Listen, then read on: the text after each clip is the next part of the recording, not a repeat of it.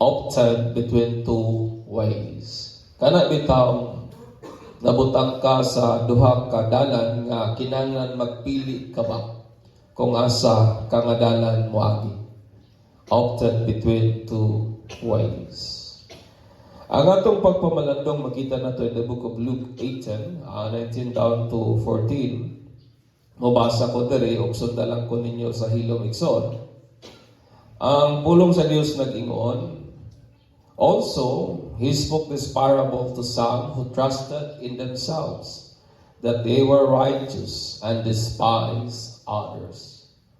Two men went up to the temple to pray. One, a Pharisee, and the other, a tax collector. The Pharisee and the other, a tax collector. The Pharisee stood and prayed thus with himself. Ingon niya, God, I thank you that I am not like other men, extortioners, unjust, adulterers, or even as this tax collector. I fast twice a week. I gave tithes of all that I possess. And the tax collector, standing afar off, would not so much as raise his eyes to heaven, but beat his breast, saying, God, be merciful to me, a sinner. I tell you, this man went down to his house justified rather than the other. For everyone who exalts himself will be humbled, and he who humbles himself will be exalted. Amen. Ingon ni Jesus, siya nga nagapataas o mapahitason, iga paubos kayo. Apan siya nga magmapainopsanon, iga pataas kayo. Si Albert Cosmos, o sa ka-French nga philosopher, ingon niya, sa iyahang mabusisi ba nga observation sa kinabuhi sa tao, mingon, life is a sum of all your choices. Nga kinidaw ko nung atong kinabuhi, resulta lang daw ko ni sa mga desisyon, mga pagpili nga atong ginahimo. Kaning butanga, not entirely true. Dili gini siya sarang o sa kinatibuk-an tinuod gayon. Tungod kay na mga circumstances o mga panghitabo sa kinabuhi nga beyond sa ato ang kagawasan sa pagpili. O may mga butang sa kinabuhi nga wa nato pilia, pero nahitabo. O kanang mga butang it impacted the course of our life. Nga kana nga maong mga butanga, mga panghitabo, nga wa nato pilia, nakaapekto ba sa dagan sa atong kinabuhi mga igsoon? Amen. Di ba tinuod? Wa nato pilia, pero nakaapekto siya sa dagan sa ato ang kinabuhi. Si Martin Luther ningon usab siya, you cannot keep birds from flying over your head. Di nimo kayang punggan ang langgam nga maglupad-lupad ibabaw sa imong ulo. But you can keep them from building a nest in your hair. Apan dili pwede nimo siyang punggan. Pwede nimo siyang did-an sa paghimog salag diha sa imuhang ulo mga igsoon. Tungod kay ang kamatuoran aning kinabuhi, ang ato ang mga desisyon ba? Ang atong mga pagpili, it truly matters. Amen. Ang atong mga choices sa life, it matters. Ang atong mga desisyon sa kinabuhi, it matters.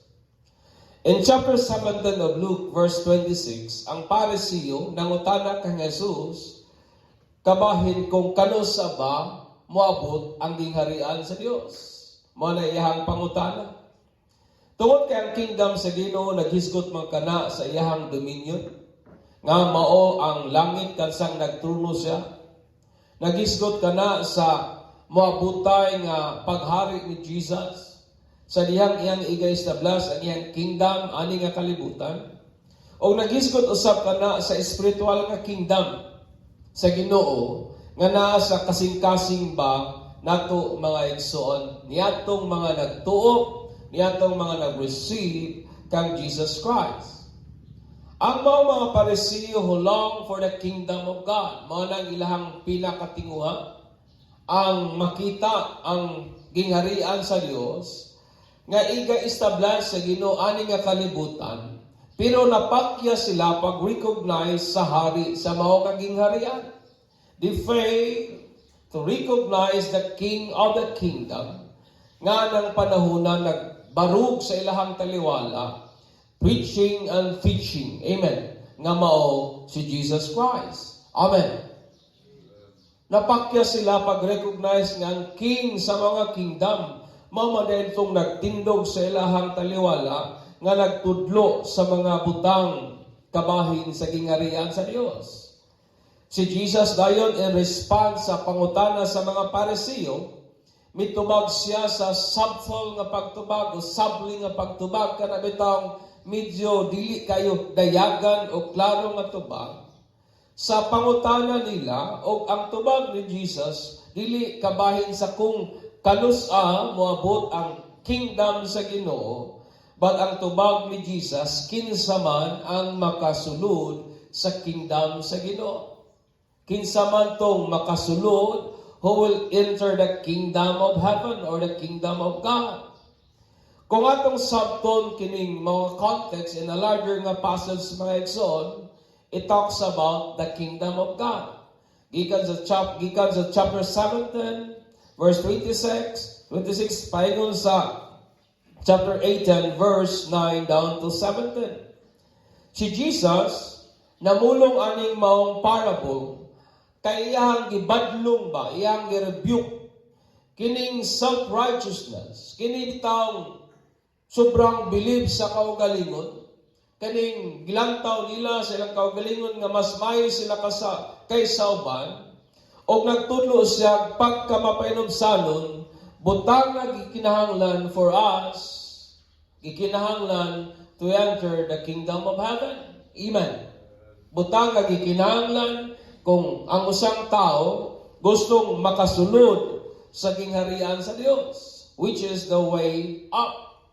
Nga mo ang dalan pataas o ang dalan paubos mo ang pagpataas sa kaugalingon mga igsoon.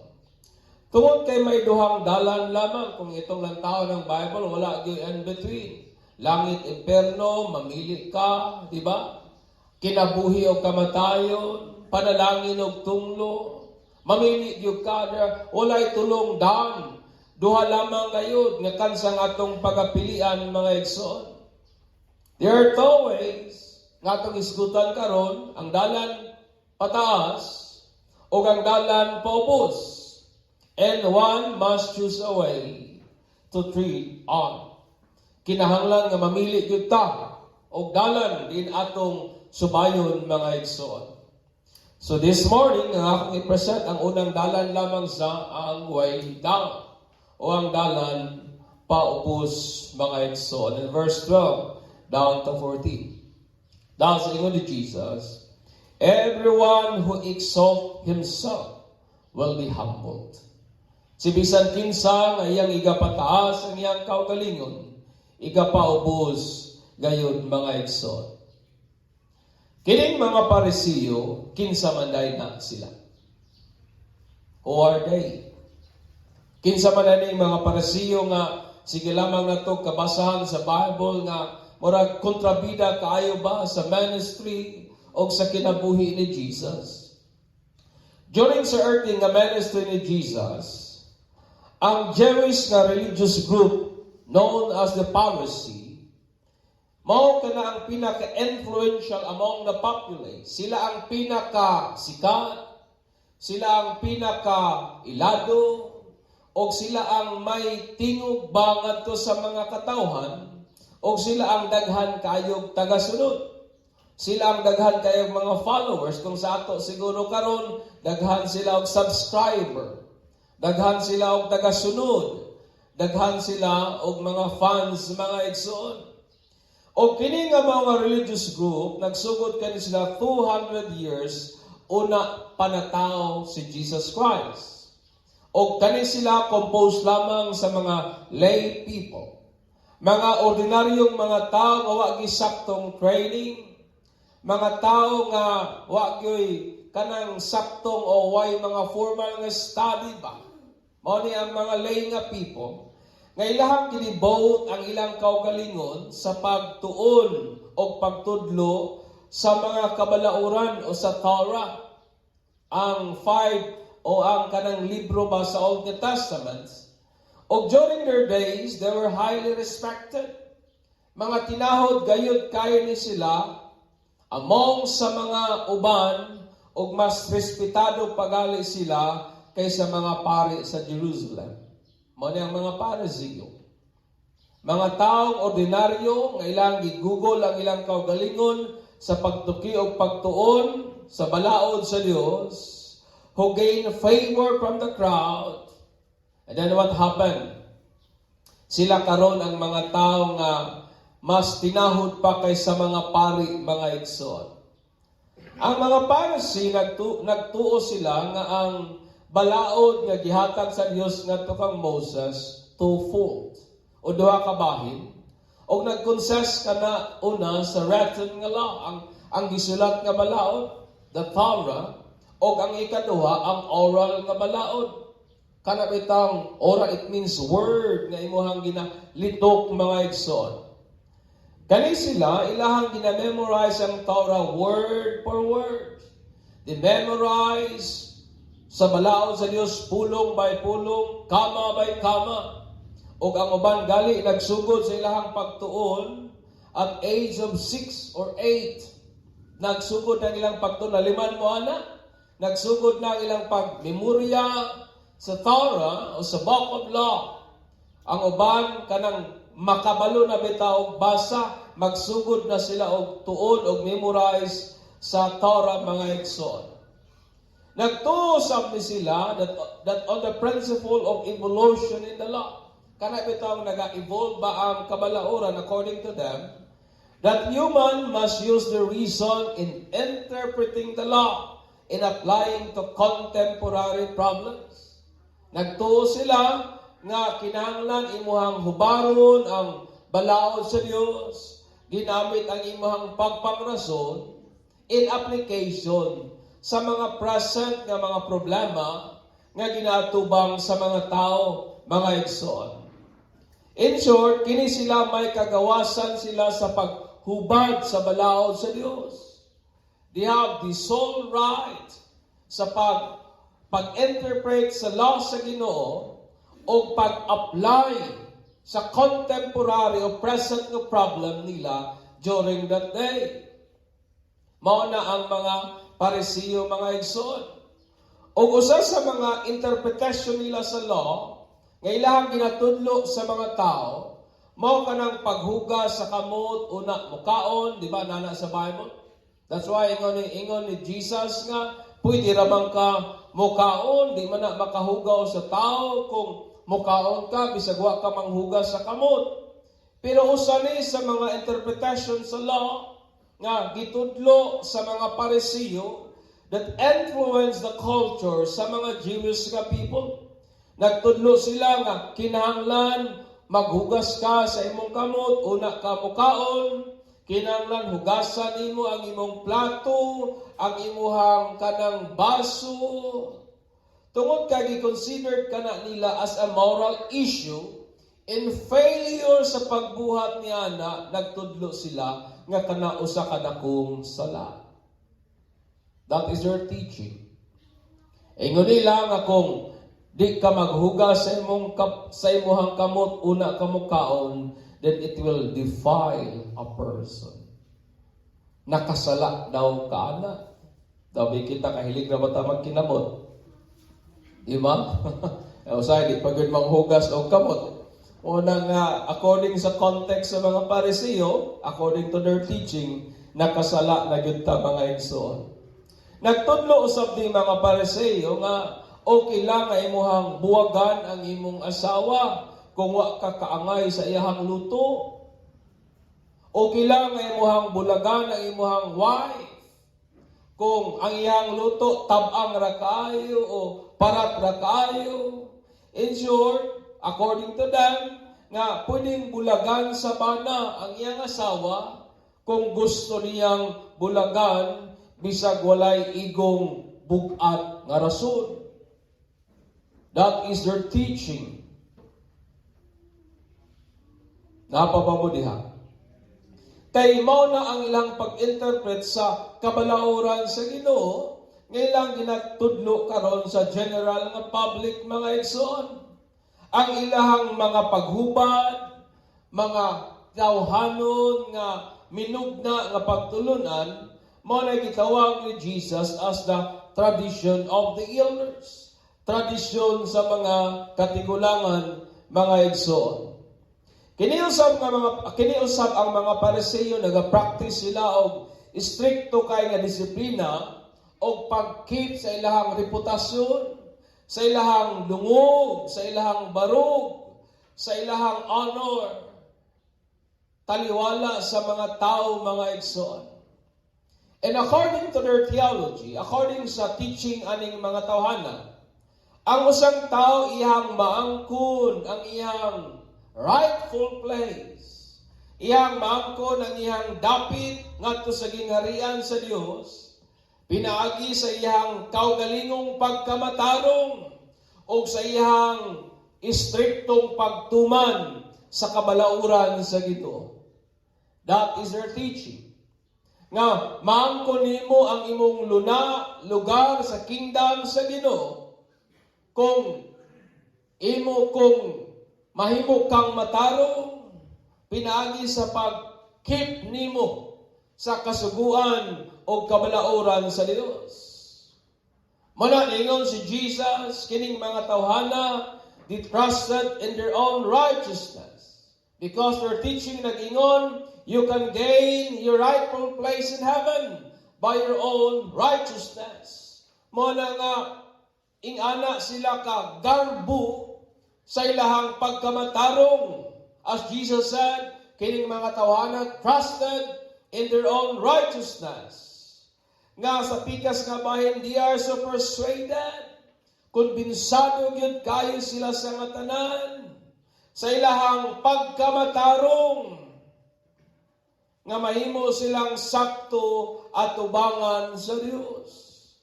They are so persuaded, therefore convinced, sa ilang tawhanon, kinaugalingong pagkamatarong, nga nahimo silang sakto, nahimo silang acceptable, nahimo silang right, diha at tubangan sa Dios.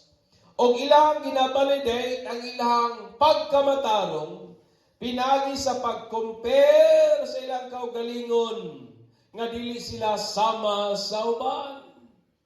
Di ba, kabantay mo sa prayer sa Pariseo, Ingya Lord, pasalamat ko kay dili ko sama sa uban. Ilabang ginabalidate, ilabang ginapamatud-an nga mas matarong sila kay sa uban by comparing themselves to others, nga dili sila sama sa uban, nga mas maayo sila kay sa uban, nga mas bililhon sila kaysa uban, and as a result, they then despise others. Usay resulta, ilahadayong gidespise, ilang gilantaw, ilang gihuna-huna ang uban, nga mas ubos kaysa nila. Ilang gilantaw ang uban as nothing, ilang gilantaw ang uban as of no value compared to them. That is the word despise. Ilang gina-count ang uban, nothing compare sa ilaha. Why? Tungod kay believe kayo sila sa ilahang kaugalingong pagkamatalo. Kining mga Pariseo, mga igsoon o mga Pariseo, ganahan kayo ni sila nga makita sa mga tao pray. They love to stand in the corner praying.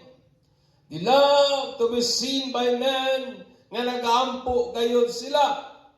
Mao ani nga parable, kining mao mga Pariseo, they boasted, nang hinambog sila, nangandak sila, og ilang gipasalamatan ng Ginoo nga dili sila sama sa uban, nga mas maayo sila kaysa uban, nga mas may value sila kaysa uban, nga mas matarong sila kaysa uban. Mao niyang gihimo sa Pariseo. The Pharisee stood and prayed. Nagtindog siya o nag-ampo siya. Nakafocus lamang siyang kaugalingon Og ingon niya, mo ni ang ampo sa Pariseo, God, I thank you that I am not like other men. Sa Ginoo nagpasalamat ko nimo kay dili ko sama sa ubang membro sa Assemblies of God Don Carlos. Mo ni ang ampo.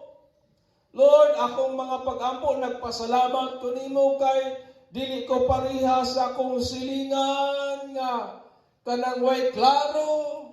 Yang nga Lord, pasalamat ko nimo kay mas maayo kong tao kaysa uban. Ingon niya, Lord, nagapasalamat ko nimo kay dili ko sama sa uban nga limbungaros. Dili ko sama sa uban nga dili matarong. Pasalamat ko nimo Ginoo kay dili ko sama sa uban nga mananapaw. Pasalamat ko nimo Ginoo kay dili ko sama sa uban nga makasasala. This is the prayer of the Pharisees.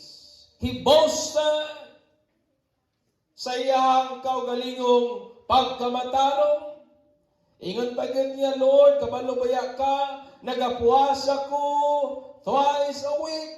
Grabe ba? Naga-fasting ko 2 ka bisis kada semana.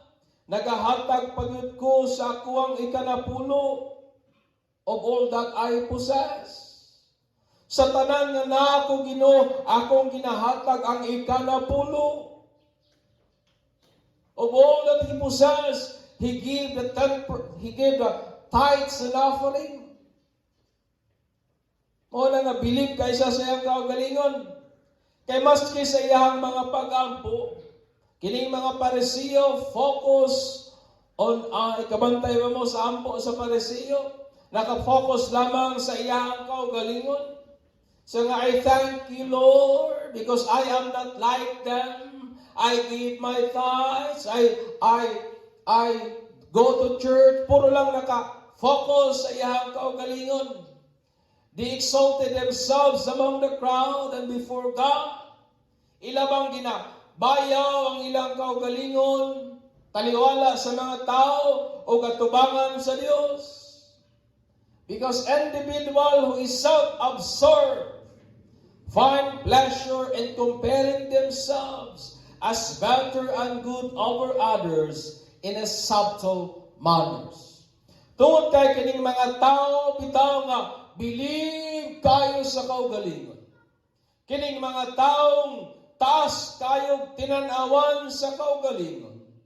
Makakaplag silang kalipay sa diyang ilang ginakumpara ang ilang kaugalingon nga mas maayo kaysa uban.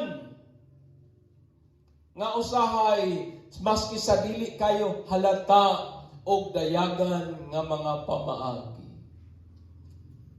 They began to compare themselves in a better way. Nga mas maayo sila kaysa uban. Mura bitaw atong kultura karon nga kining mga Pilipino usahay kaning hambugiro ba pero dili kayo halata. Hambugiro pero dili kayo klarong dayagan. Usahay mingon na ita nga. Kana bitawng we boasted sa mga butang maayo nga naa nato. Nga atong gihuna-huna nga mas advantage o mas labaw kaysa uban. Napabaw mo dahil so. Si Apostle Paul ningon siya, for it is by grace you have been saved through faith. It is not from yourselves. It is the gift of God. Naluwas kita, dili ni pinagi sa ato ang binuhatan. Grasya kini sa Dios agi sa pagtuo. Nganong dili man agi sa atong kaugalingon og works. Nganong gasa man sa Dios ingon niya, aron nga walay niusa nato nga makapanghinampo. Aron none of us can boast. Tungod kay ang pagpangandak ug ang pagpanghinambog buhat kana sa unod mga igsoon og dili kana iya sa Ginoo. Amen. Boasting is not of the flesh. It is of the flesh. It is the work of the flesh. And it is not of God. Sa diyang atong saligan ang atong kaugalingong pagkamatarong, atong saligan ang ato ang pagkabuutan, atong saligan ang atong kaugalingong reputasyon ug dungog. We'll always live thinking ourselves nga mas maayo ta kaysa uban. Kabantay ba mo sa dihang ang tao, masaligan niya ang iyang goodness, masaligan niya ang iyang pagkabuutan, masaligan niya ang iyang dungog, mohatod sa paghuna-huna ba, nga mas maayo pa ta labaw kaysa uban.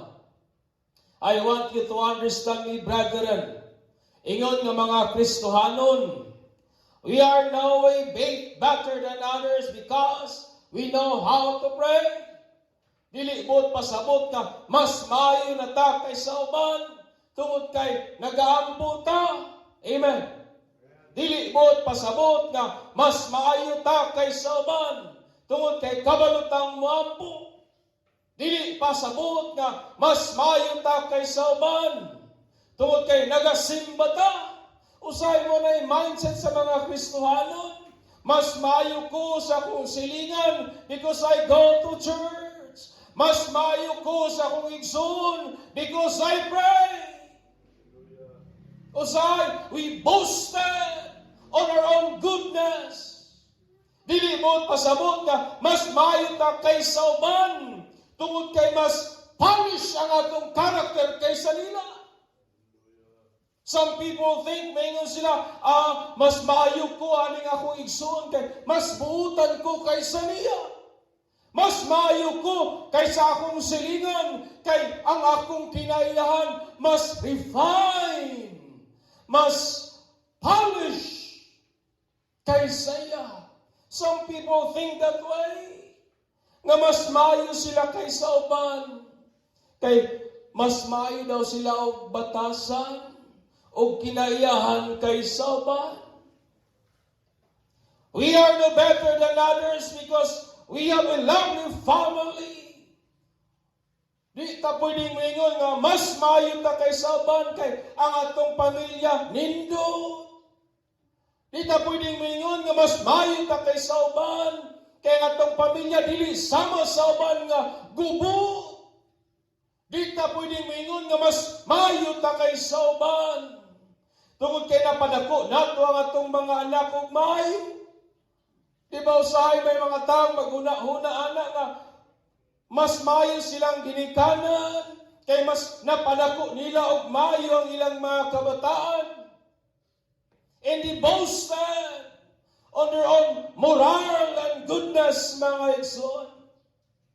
Dili ta moingon nga mas maayo ta kaysa uban tungod kay wala tay mga makadaot nga mga bisyo. Some people think mas maayo ko kaysa uban kay wa ko kapanigarilyo. Mas maayo ko kaysa uban kay dili ko palahubog. Mas maayo ko kaysa uban kay dili ko adik. Some people think that way.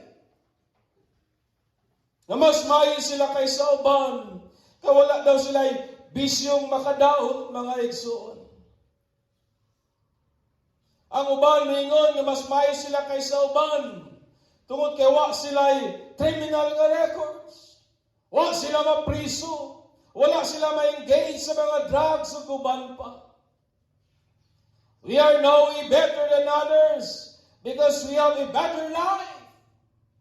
Uban mingon nga mas maayo ko kaysa uban kay mas maayo ang akong kinabuhi kaysa nila. Kay mas nagkinabuhi ko sa mas maayong balay. Nagkaon kong pagkaon nga sumala sa kong gusto ganahan o nagsakay kahayag mas maayong sakyanan. Boasting about our advantage over others is condemned by Jesus Christ. Amen. Kada bitang atong ginapangandakan o atong ginapanghinambog ang unsay maayo nato i-compare sa uban, butang kana nga gibadlong ni Ginoong Jesus.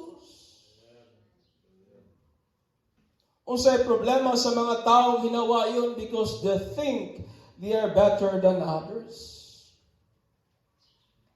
Unsay problema ng mga Marites because they think they are better than others.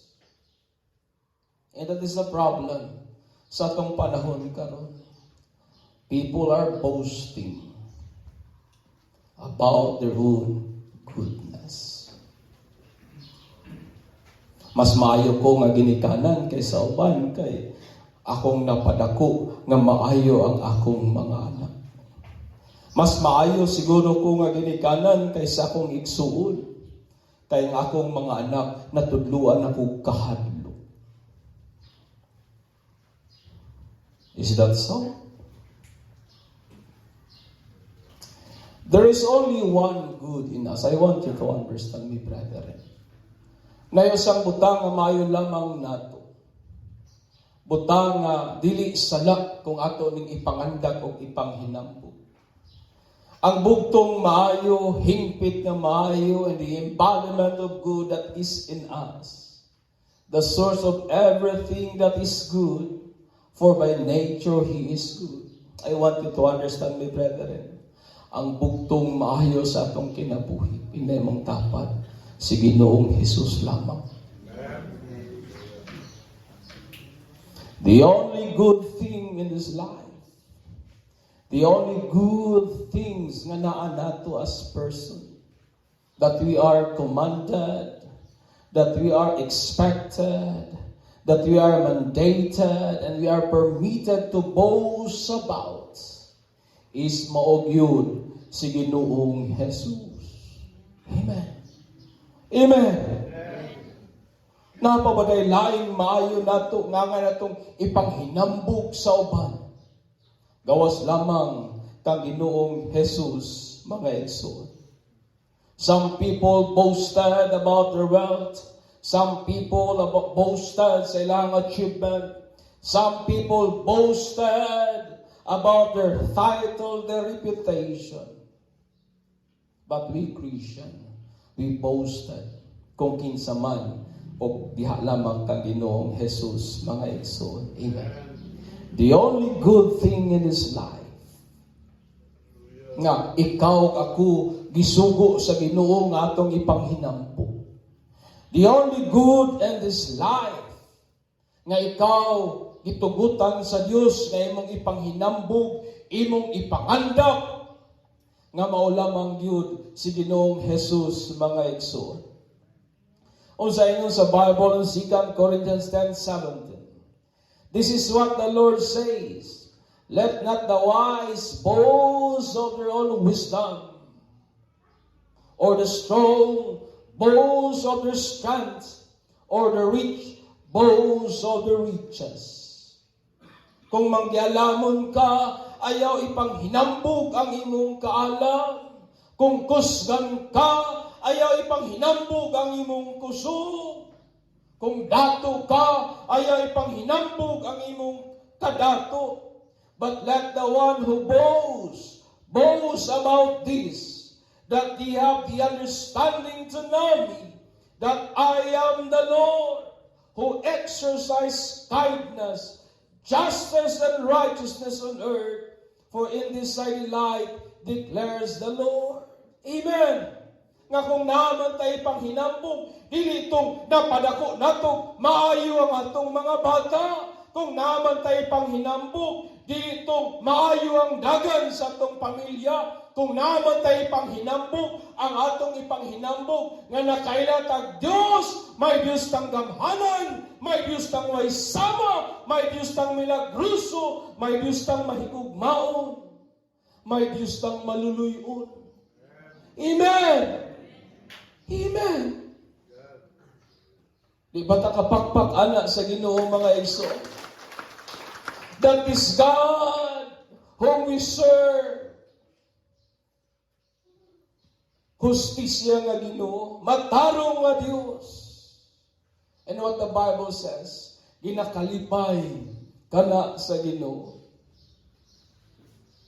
In 2 Corinthians 10:17 nga ng Bible, But let the one who boast in the Lord. Amen. Kung naman ako tayo ipanghinambog, atong ipanghinambog ang atong Ginoo. Amen. Amen. Usahay kita nga tao, we took too much confidence on our goodness. Usahay ba, ang atong huna-huna, sometimes we are puffed up sa ato ang own thinking. And this is what I realize in life, my friend. Nga kasagaran nga mga tao nga nagahuna-huna siya nga mas mayo kaysa uban.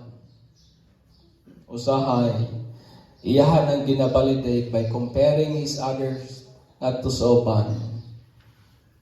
In what way? Kanabitaw, pagkumpara-kumpara, just to exalt, just to validate his own or her own goodness. Inga na imong tapat, wala gilaing maayo nato gawas kang Ginoong Jesus. Amen. Amen. Wala gilaing maayo nato gawas kang Ginoong Jesus. Ang mga Parisiyo, mga igsoon, were too preoccupied sa ilahang kaugalingon that they failed and refused to believe kang Jesus sa pagsulod sa gingharian sa Ginoo.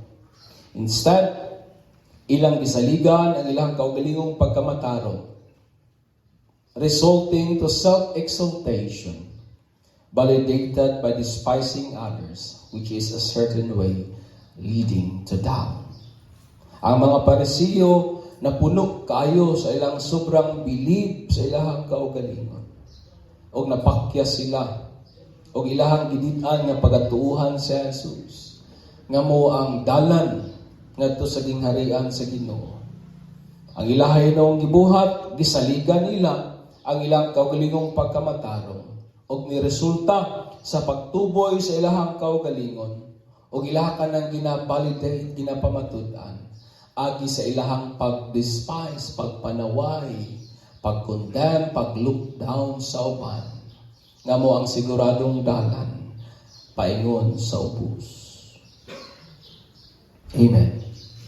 Because the way down is when we exalt ourselves. Amen. Mao nang aming kilabuhia, inay mong dapat nga undang matagpanghinambog, ina ba? Because the only good thing in this life that we are permitted to boast about is Jesus. Amen. Mao lamang gyud si Jesus, mga igsoon. Mao lamang gyud si Jesus. Inyo bang ginapanghinambog si Jesus? Do we boast about Jesus? Manindog ta, and let us give glory to our God.